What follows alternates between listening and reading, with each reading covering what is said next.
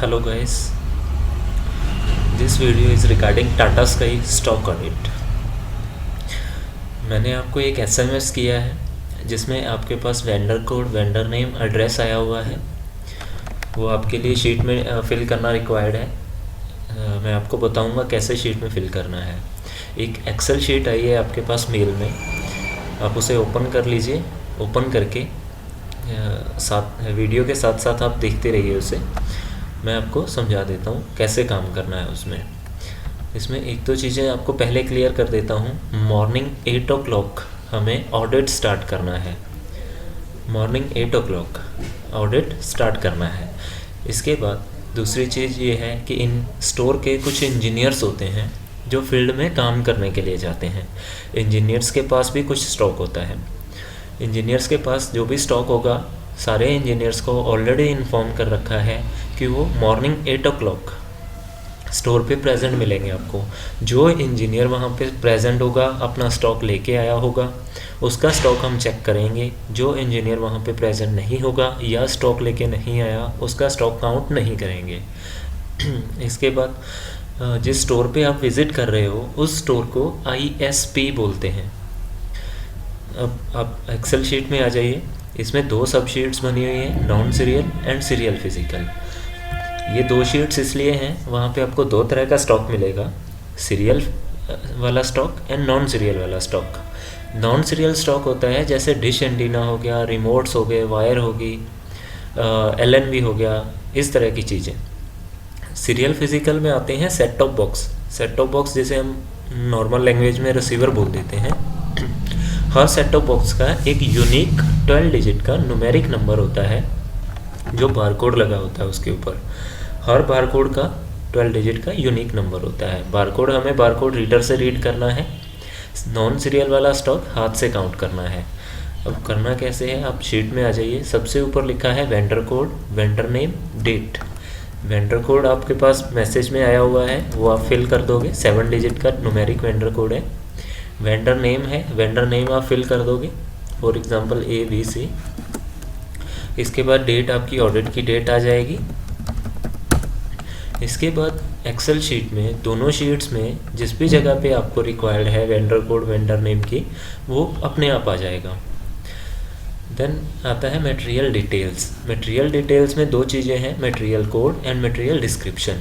इसमें पूरी की पूरी लिस्ट बनी हुई है नॉन सीरियल आइटम्स की। नॉन सीरियल आइटम्स में जितना भी जो भी आइटम हो सकती है, टाटा स्काई से पॉसिबल है कि कोई आइटम, जो भी आइटम नॉन सीरियलाइज होगी, वो इस लिस्ट में दी हुई है। आपको नाम से चलना है, नाम ट्रेस करना है। जो प्रोडक्ट आपको स्टोर वाले ने दिखाया, नाम देखना है। नाम देखने के बाद आपने एक्सेल शीट में एंटर करना है स्टॉक। इसमें दो चीज़ें हो सकती हैं, या स्टॉक फ्रेश हो सकता है या डिफेक्टिव हो सकता है। फ्रेश और डिफेक्टिव स्टॉक भी ऑलरेडी सेग्रीगेटेड मिलेगा आपको। अब फ्रेश वाले स्टॉक के लिए कॉलम है E कॉलम, ओके यूजेबल, ये वाला कॉलम। देन डिफेक्टिव स्टॉक के लिए कॉलम है field return DEF column, F column, ये कॉलम। देन एक एग्जांपल लेके चलते हैं, जैसे कि फॉर एग्जांपल डिश 60 सेंटीमीटर है पहला नाम। इसके 10 आइटम्स मिले आपको, 10 पीसेस मिले आपको। 10 में से 8 फ्रेश हैं, 2 डिफेक्टिव हैं। तो हमने 8 पीस हाथ से काउंट करने हैं। काउंट करने के बाद ओके यूजेबल में 8 आ जाएगा। देन अगर फील्ड रिटर्न DEF में 2 एंटर करोगे तो यहाँ एरर आ जाएगा, बिकॉज इस सेल को ब्लॉक किया हुआ है। इसके सामने जो मटेरियल कोड आ रहा है, ये वाला मटेरियल कोड आ रहा है, वो मटेरियल कोड फ्रेश क्वांटिटी के लिए है, इसलिए इसके सामने फील्ड रिटर्न DEF डिफेक्टिव वाला कॉलम ब्लॉक किया हुआ है। इसके लिए आप रो नंबर 60 पे आ जाइए। रो नंबर 60 पे आप देखोगे नाम आया है डिश 60 रिटर्न रिप्लेस्ड। इसमें ओके यूजेबल को ब्लॉक किया हुआ है और फील्ड रिटर्न DEF कॉलम को एक्टिव किया हुआ है। अब 2 आइटम आपके यहाँ पे आ जाएंगे। इसमें जो मटेरियल कोड आ रहा है, ये वाला मटेरियल कोड डिश 60 प्रोडक्ट के लिए डिफेक्टिव के लिए था, इसलिए इसमें ओके यूजेबल को ब्लॉक कर दिया। इसके बाद रो नंबर 83 से, इसमें दोनों कॉलम एक्टिव हैं। दोनों कॉलम एक्टिव हैं। ये दोनों कॉलम एक्टिव इसलिए हैं बिकॉज इसके सामने जो मटेरियल कोड है वो फ्रेश वाले के लिए और डिफेक्टिव वाले के लिए सेम है। तो हम for example one dish 120 centimetre Tata TSKY, इसके 10 आइटम थे, 10 में से 8 फ्रेश थे और 2 डिफेक्टिव थे, तो 8 हम ओके यूजेबल में एंड 2 हम फील्ड रिटर्न DEF में डाल देंगे। इस तरीके से ये वर्किंग कंप्लीट हो जाएगी। देन आपने इसमें इंजीनियर्स का जैसे मैंने आपको बताया कि इंजीनियर्स का स्टॉक भी आपको चेक करना है। सबसे पहले इंजीनियर का नॉन सीरियल एंड सीरियल दोनों चेक कर लेना है, उनको फ्री करना है।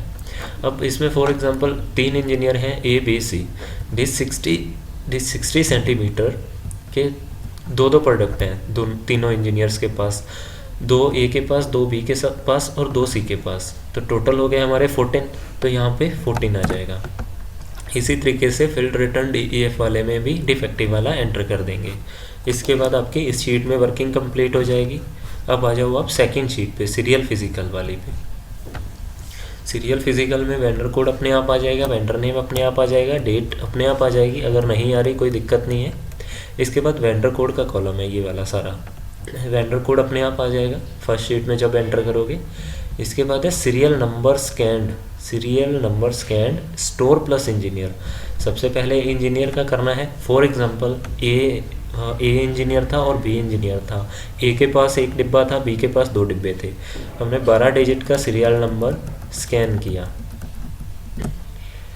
देन यहाँ पे सीरियल आपका कर्सर ऑटोमेटिक नीचे मूव हो जाएगा। सीरियल नंबर स्कैन करने के लिए आपको वहाँ पे एक बारकोड रीडर मिलेगा। बारकोड रीडर पे एक बटन होता है, उस बटन को प्रेस करोगे। बटन को प्रेस करते ही आपका बारकोड रीडर में एक लाइट जलेगी रेड कलर की। उस लाइट को बारकोड के ऊपर लेके जाना है। वो एक 12 डिजिट का न्यूमेरिक नंबर इनपुट कर देगा आपकी एक्सेल शीट में, जैसे ये मैंने टाइप किया। इसके बाद आपका कर्सर एक स्टेप नीचे मूव हो जाएगा। यहाँ पे स्कैन करते ही कर्सर नीचे मूव हो जाएगा। जैसे वो नीचे मूव होगा आप सेकंड बारकोड स्कैन कर सकते हो, फिर नीचे मूव हो जाएगा। कर्सर आपका ऑटोमेटिक मूव होता जाएगा।